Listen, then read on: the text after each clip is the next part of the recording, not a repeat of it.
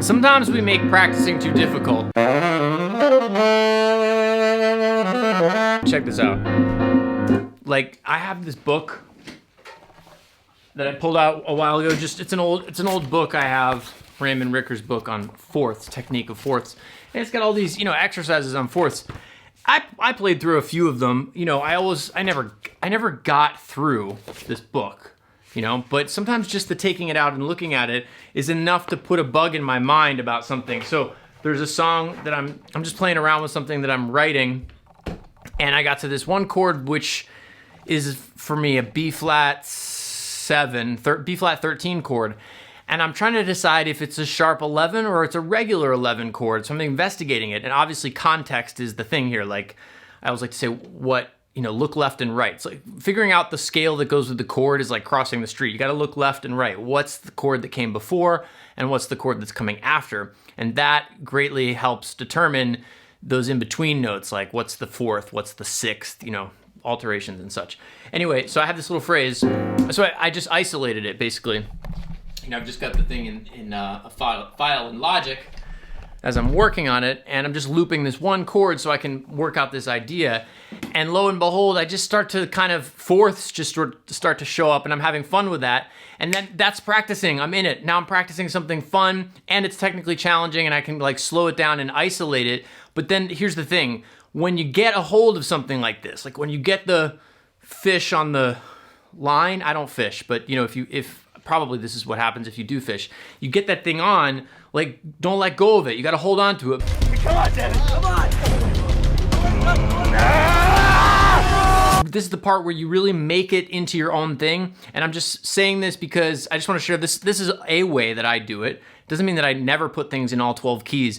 I just hear it over and over and over and again from students and stuff like about the 12 keys thing. You need all 12 keys, they're so important. But sometimes it's easy to neglect just like really owning a thing, an idea in one key, in one place. And then what I love to do is then you figure out other places, other harmonic areas that you can use the same physical material. So here's the idea.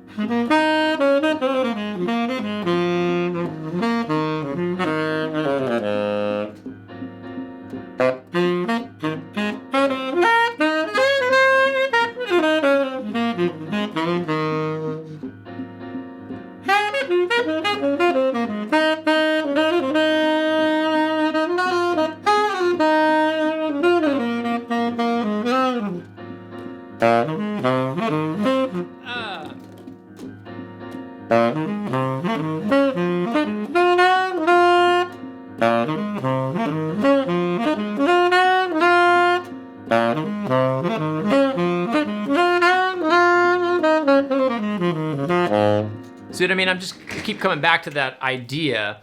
So over my B flat 7, I'm playing, that phrase is like C, F, B flat, D, G, C, F, B flat, E flat, G. My pitch is terrible here. G, C, F, B flat.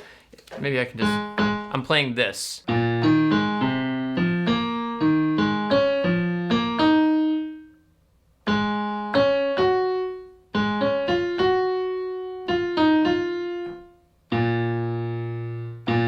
So one of the things is that I'm not starting on the root. That's the thing that often can be confusing about fourths.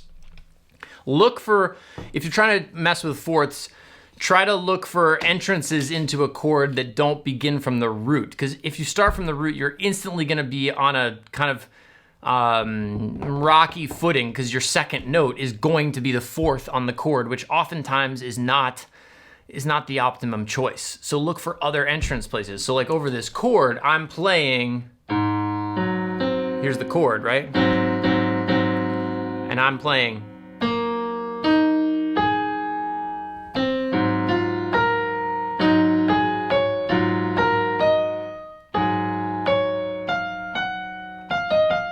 So I'm playing sections of fourths, but I'm not starting from the root, and that's helpful. But the other point I wanted to make was just like the idea of just repeating the heck out of something that that feels good. When you find something that feels good, just like, man, just cycle that sucker over and over and over until you're not.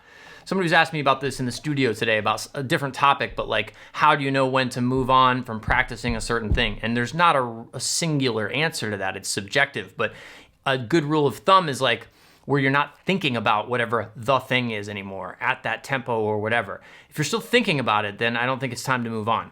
Anyway, I wanted to make this short. That's apparently impossible for me.